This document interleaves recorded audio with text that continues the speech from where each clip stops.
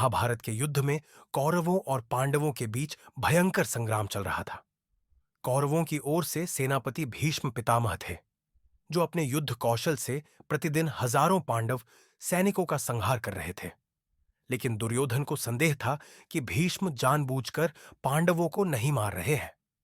इसी संदेह के कारण एक रात दुर्योधन भीष्म के शिविर में पहुंचा और उनसे सीधे प्रश्न किया कि वे अब तक पांडवों को पराजित क्यों नहीं कर पाए।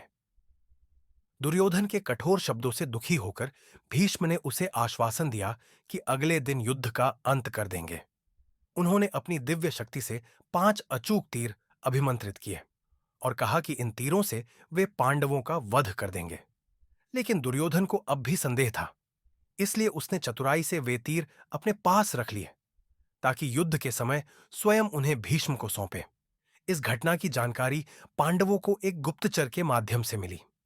जब यह बात श्री कृष्ण को पता चली तो उन्होंने अर्जुन को दुर्योधन से वे तीर मांगने की युक्ति सुझाई।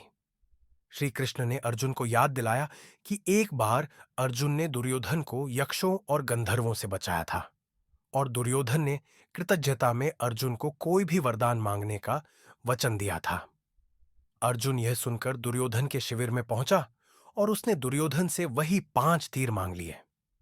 पहले तो दुर्योधन हिचकिचाया, लेकिन अपने क्षत्रिय धर्म और दिए गए वचन को निभाने के लिए मजबूर होकर उसने वे तीर अर्जुन को दे दिए। इस प्रकार श्री कृष्ण की चतुराई और अर्जुन की सूझबूझ से पांडवों की मृत्यु टल गई। इस घटना से यह सिद्ध होता है कि केवल बल ही नहीं, बल्कि बुद्धि और धैर्य भी युद्ध में विजय दिलाने में अहम भूमिका निभाते हैं।